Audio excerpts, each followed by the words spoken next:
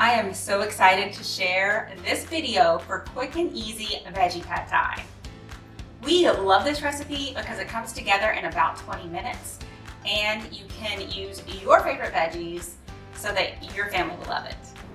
In order to get this recipe done in about 20 minutes, I prefer to get my water boiling. Then I'll put in my noodles, cut up my veggies, get those cooking in just a quick and easy stir fry, and then I make the sauce. Super simple. Let me show you. So just off screen, I have my water boiling and I put my noodles in. They only take 4 to 5 minutes. Now I am adding my freshly cut veggies to the skillet. You will notice a timer in the left-hand corner, and that is just so you can see how much time this actually takes to cook. So you'll notice it jump forward a little bit and we'll speed it up down in some of the less exciting parts. Use whichever veggies you like. I always keep frozen veggies on hand, but today I'm using these fresh veggies. You can also use shredded cabbage. You can use fresh ginger, just whatever you have. So with my noodles going on the stove and my veggies cooking in the skillet, it's time to start making my sauce. I am using peanut butter and tamari. I like to use all natural peanut butter, so there's nothing in this except for peanuts. Some peanut butters are going to have oil, they'll have salt, sugar, or other things. I like to just use this because it's what I would normally use anytime I use peanut butter. You can also use creamy or chunky, whichever you prefer. Every couple minutes, I like to check on my veggies because they will start to stick, and if you just give them a little stir, that's all they need. If you think they're sticking too much, feel free to add a few tablespoons of water. And then I just stir my sauce while the veggies are cooking. There's other things you can add to this sauce. You can add fresh ginger. You could add garlic.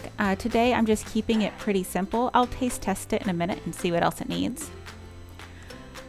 Also, I will add a little bit of water just to help smooth it out, but you don't want to add too much, and I prefer to get it stirred before I add the water and then just add a little bit as I go.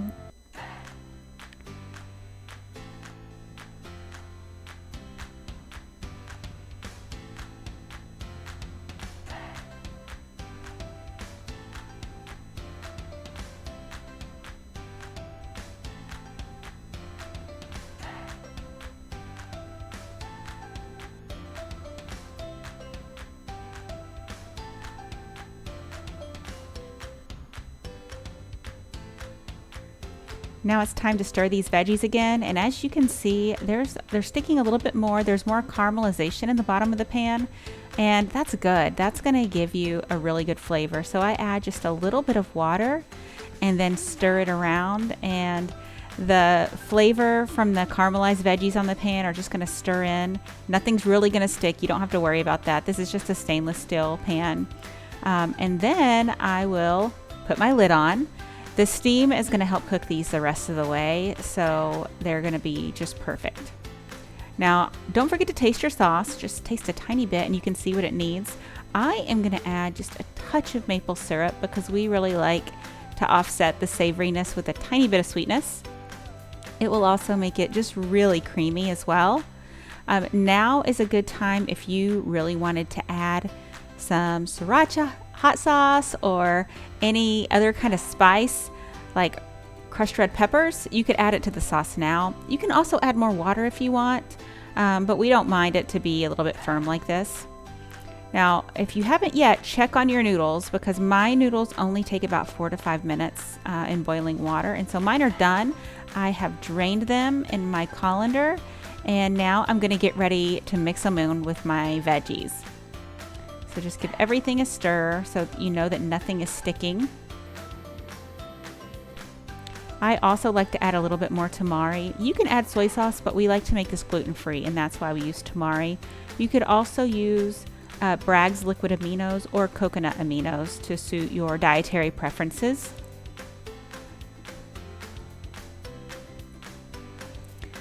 Now, these noodles are really long and they are kind of difficult to stir in, especially in a skillet.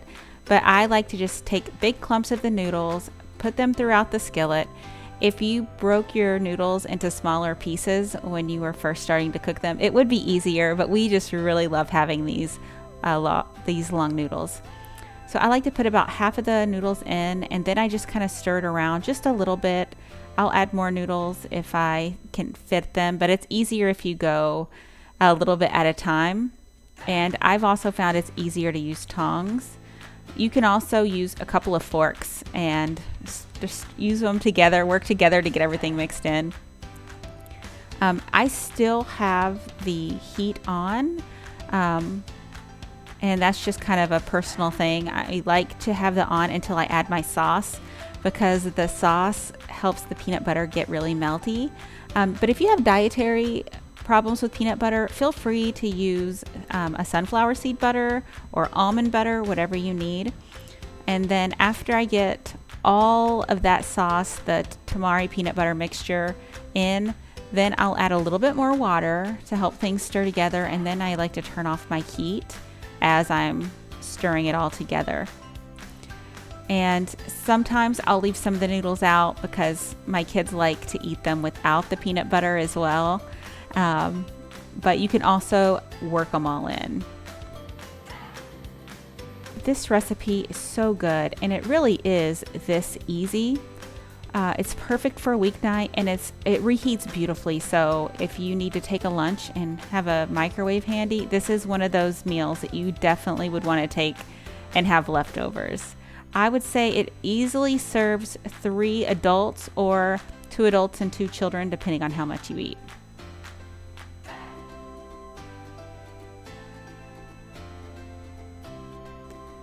Now we are just going to serve this up.